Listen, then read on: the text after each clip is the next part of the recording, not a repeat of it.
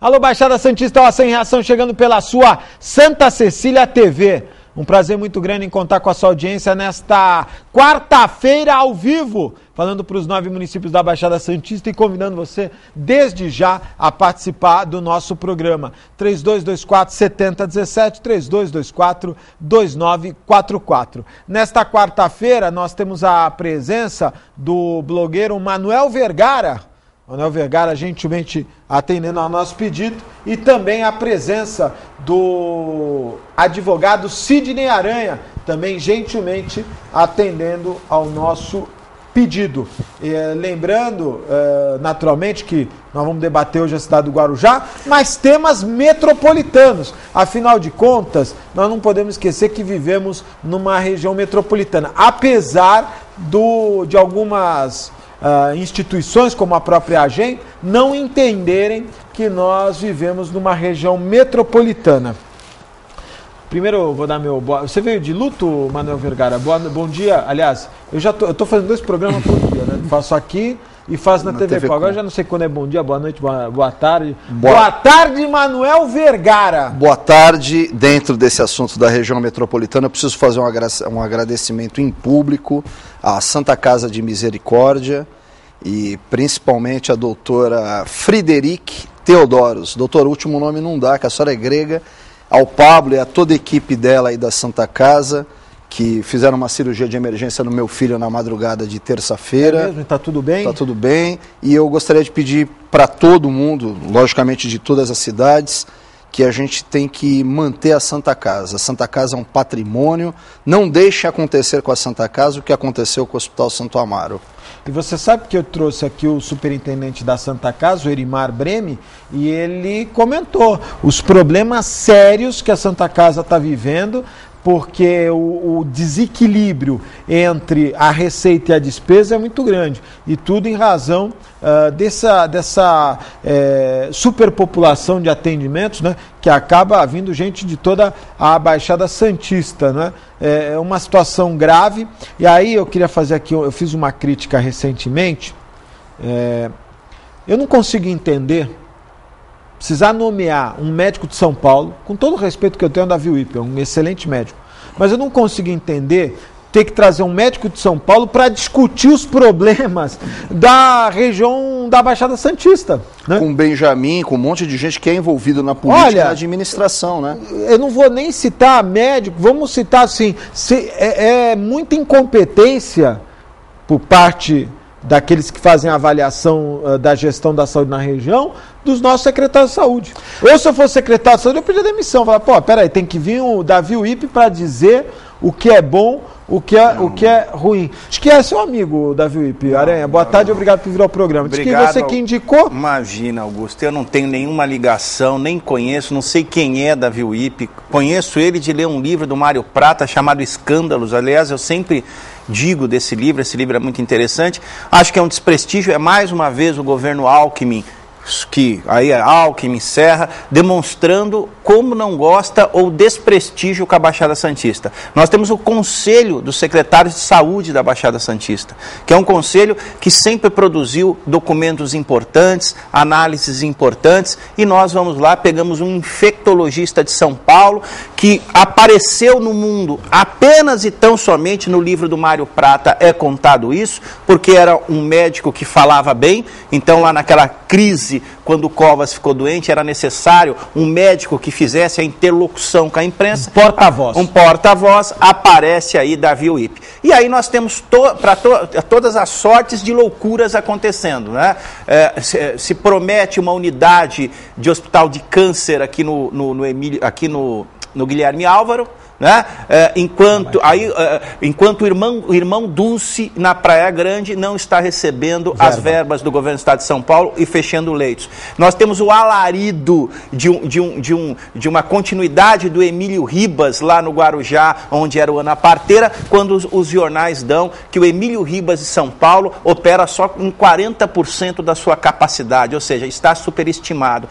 Eu penso que nós temos que enfrentar a questão da saúde pública na na Baixada de forma muito altaneira. Primeiro o Guarujá, lá em Vicente Carvalho, nós precisamos de um hospital geral municipal, porque isso desafoga, como você muito bem colocou, o Augusto e o Vergara, desafoga a Santa Casa de Santos, desafoga os outros hospitais da região. Nós temos que parar, são 16 anos de PSDB, numa conversinha, desculpe o termo, num nhenhenhen, que a gente não consegue resolver a questão da saúde aqui na Baixada Santista.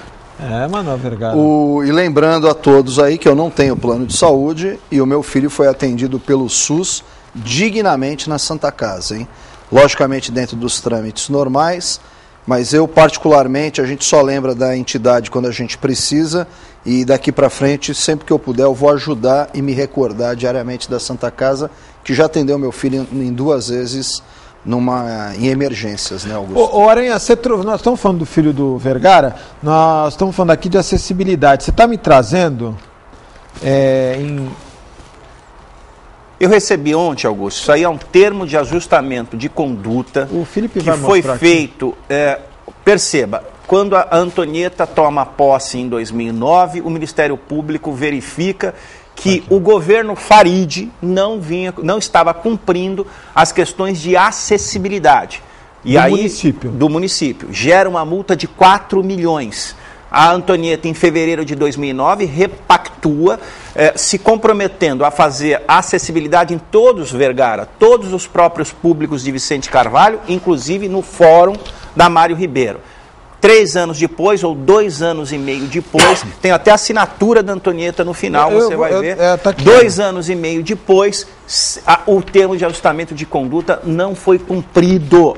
Então demonstra claramente que nem o governo do Farid teve um comprometimento com a questão da acessibilidade e muito menos o governo da Antonieta. Olha, foi em 2009, 17 de fevereiro de 2009. Olha, na tribuna, viu, Aranha, na tribuna de hoje, no dia a dia, faz um comentário que teve uma reunião e o presidente do COI não conseguiu ter acesso à reunião porque não tinha... Na verdade, não é do COI, do CODEF, meu amigo Luciano Marques, foram fazer um evento lá a reunião do Condesb foi no Casagrande, não é?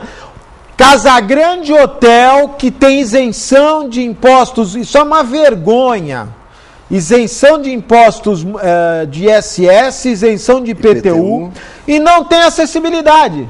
Então, se a pessoa se for portador de necessidade especial, o Casagrande não quer hóspede portador de necessidade especial. Eu quero saber como é que o Guarujá quer ser subsede da Copa do Mundo.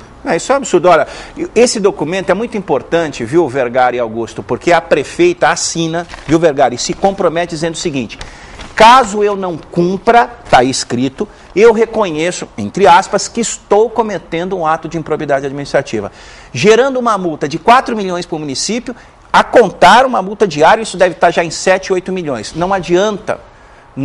Essa multa foi gerada juntos pelo governo Farid e Antonieta.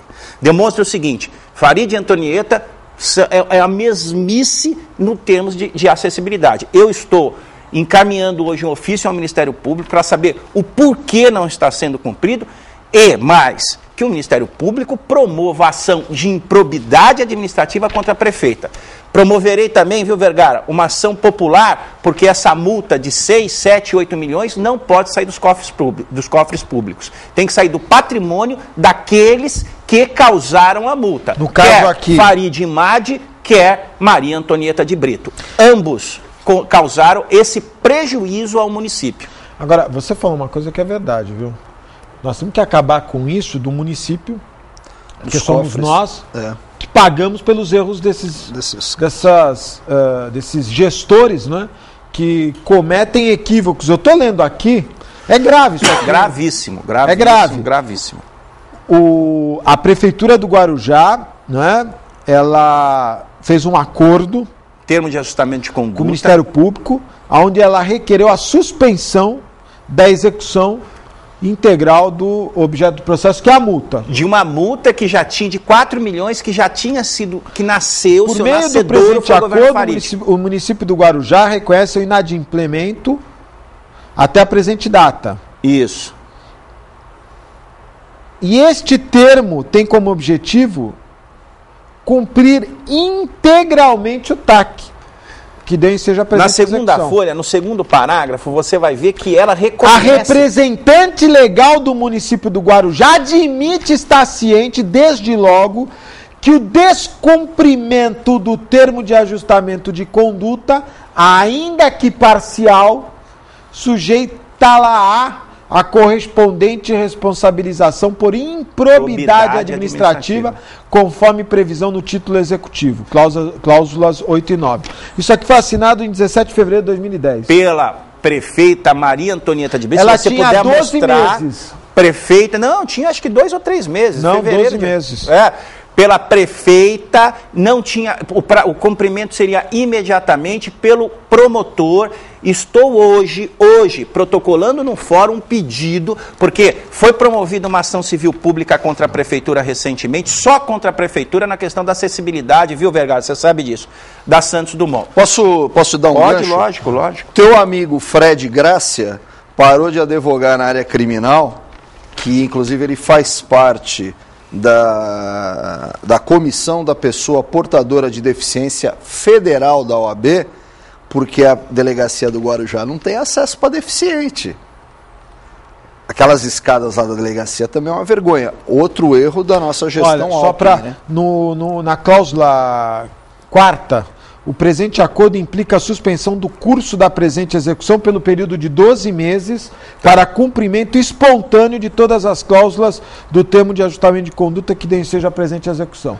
Então 12 meses depois não cumpriram. Não, então, isso que eu estou dizendo. Se for assinado 17 de fevereiro, 17 de fevereiro de 2010 venceu. 17 de fevereiro de 2011, passou um ano. Não, e o pior, fala de uma multa de 4 milhões que o Farid deixou. E você vai dizer o seguinte, que a multa diária, em caso de não cumprimento, continua. Isso deve estar hoje nos 8 ou 9 milhões. Você sabe que... Aranha, olha, desculpa.